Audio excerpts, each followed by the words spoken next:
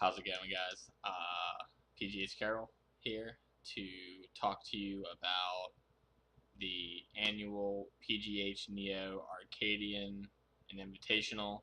It's a tournament we do every year, and we're bringing it back this year. I know that NEO and Pittsburgh have the scenes blew up, and we don't need each other to survive anymore, and we work a little more independently, but not having this tournament leaves a huge gap. I think like every region has like an Arcadian and like a big tournament like this, and I think it's important to keep the ball rolling on this. And if you ask anyone who's ever been to any of these tournaments, they'll tell you like it's a must-have. It's a must come to.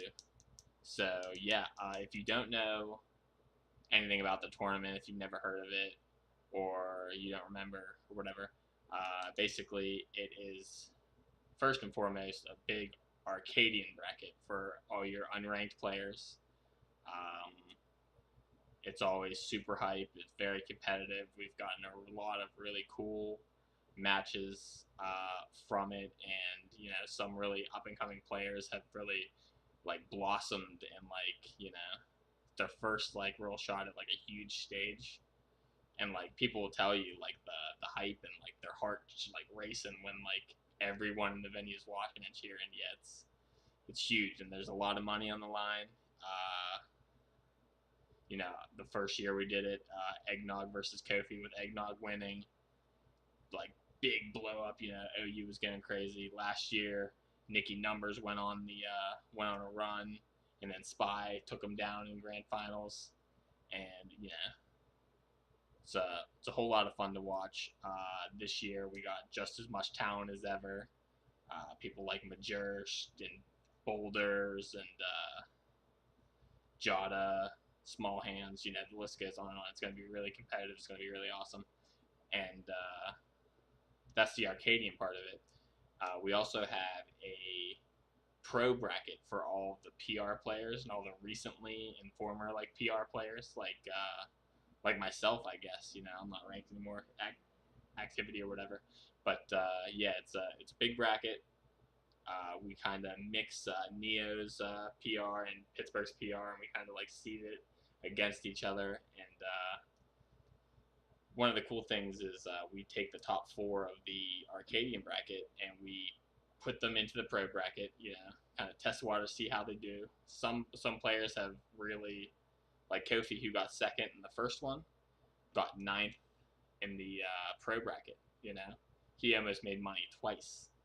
And then Waffle actually last year got third in the Arcadian and ended up getting fifth in the tournament. And he went on a run with like the big boys. So it's always interesting to watch those, as well as your PRs, like players going up against each other. And that's the pro bracket. Another event we do every year, which is super fun, is Pro-Am teams. That's when we take all the PR players, we make a list in an order, and those players will draft. And we always have an event, a live event. We draft from a huge list of amateur players, and the PR players pick who they want to team with. And it's always super exciting and super hype. And we're going to make some changes to it this year, but it's still the same Pro-Am formula. It's going to be pretty much the same event. I'm going to get into the changes here in a second. And then we also always have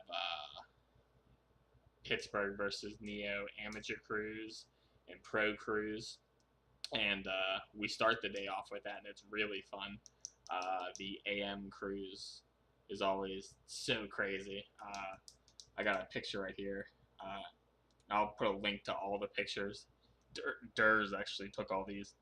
You can kind of see that like you got the Pittsburgh on one side, Neo on one side. It starts getting super hyped. This is like the first match of the day, Rose versus Eli, I think it was. So yeah, it's nuts. When we do the cruise, we also have side events. I got a side event that we're gonna release later. It's gonna get a lot of people pretty hyped. I know at least around Neo, they're gonna be real hyped for it. So yeah, those are the events of the day. and some of the changes I want to get into. If you're familiar with the way the day works, some of the changes I want to get into is, first and foremost, this year we're going to have a stream and a projector. The room has Wi-Fi, and it always kind of doesn't work for us the day of, and it's always really annoying. So we're gonna take it into our own hands. We're gonna do what we need to do to get a stream going.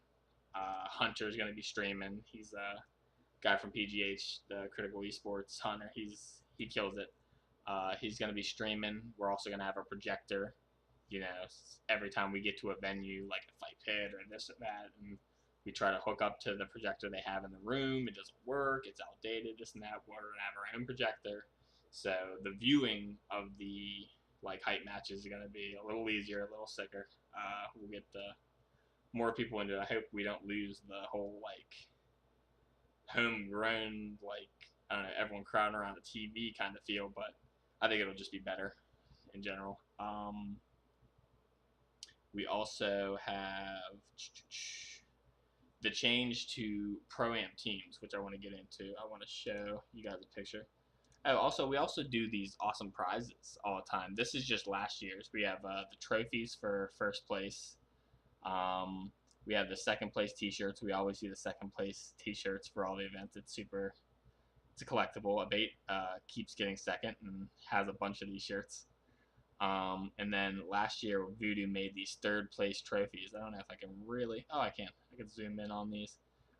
Yeah, he made these trophies himself. And oh yeah, we also had a Super Peachy bracket last year, who Polish won. Super awesome. And then yeah, he made all these trophies. The year before that, we had these kind of posters. I also have a picture of. Let me see if I can pull it up real quick. The badges that we always have. We always have sick badges, at least in my opinion. Let me see if I can pull these up real quick. We got them. Give me 1 second.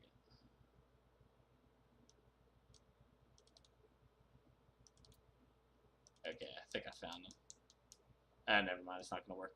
I'll show you guys those later.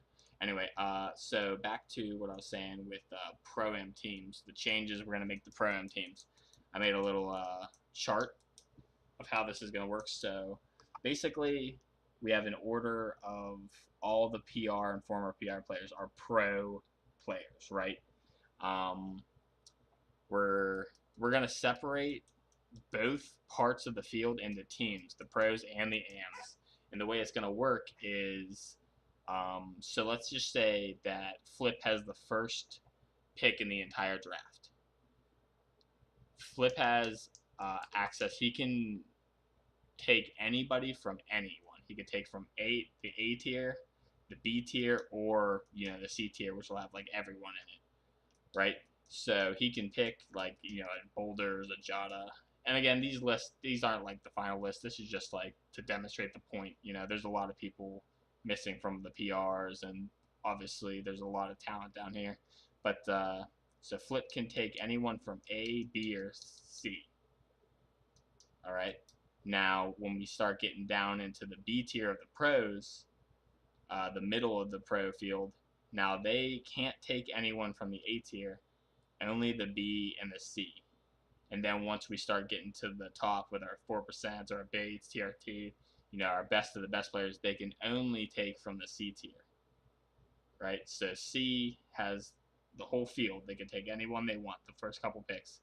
B can only take from the middle of the pack and the lower, and then A can only take from the lower. And I think that's it'll help to balance things out a little bit, and then everyone will feel like they have a chance.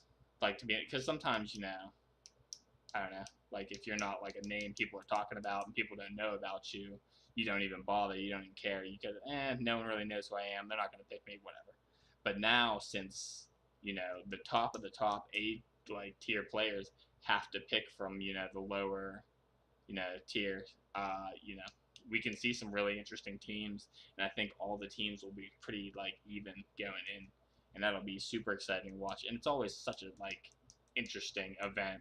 I don't think a lot of places do this kind of stuff, and we always do it every year, and it's super fun.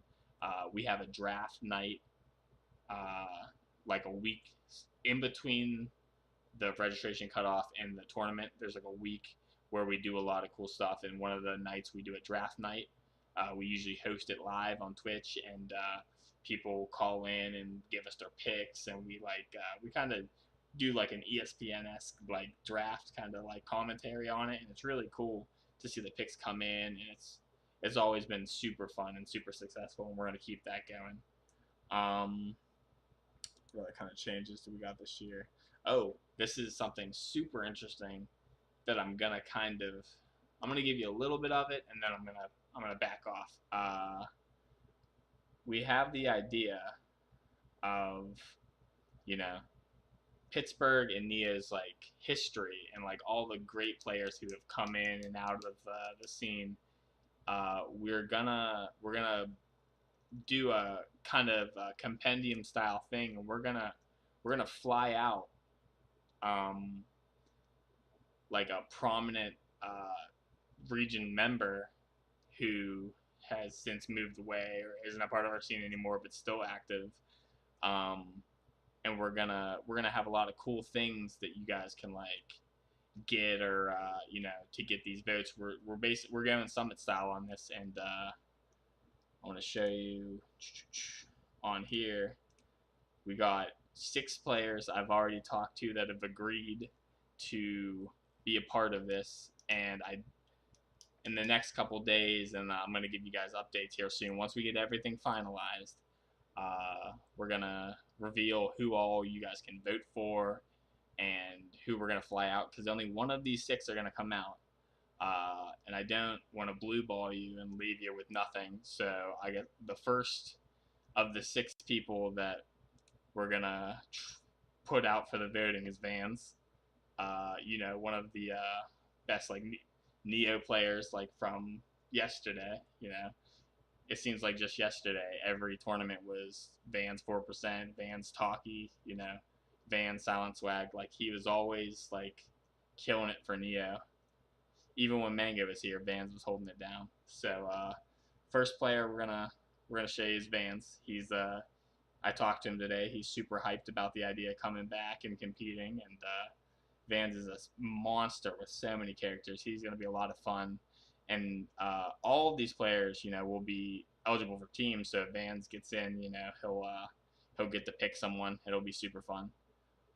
Yeah, and more details to come on that. I got a bunch of like cool ideas for things that are going to come out, and I'm going to release updates and little things here and there all the time. So be sure to register and follow the event page, and just keep up with sort of things, because I'm going to be dropping cool things like the prizes and like some of the badge designs, people that are so keep your eye out for things. We got a ton more things to in the air that we're going to try to finalize and get going, but I wanted to make a quick video to talk about this kind of stuff now, and I hope I didn't say what I mean 40 times like I always do. Someone always makes but no, it's going to be an awesome event. Hope to all see you there. Smash, by this point, Smash GG should be up. Go ahead and register. It's going to be on November 3rd, a couple months from now, and like I said, I'm super happy with our track record and our reputation for this tournament, and anyone you've talked to who's been to this tournament knows how awesome it is. I'm going to drop some links for you guys to go on a nostalgia kick, videos from last year, the pictures that Durs took, also videos of the draft night, and just all the cool stuff that we do every year. We'll show you all last year's to get you hyped for this year. And I'm going to be dropping a whole lot of stuff coming soon, but I hope to see you all there. I talked to a lot of people already kind of, and they're super hyped for this, and we're just going to have another banger of a tournament, all it is to it, and hope to see you all there. Peace out. One love.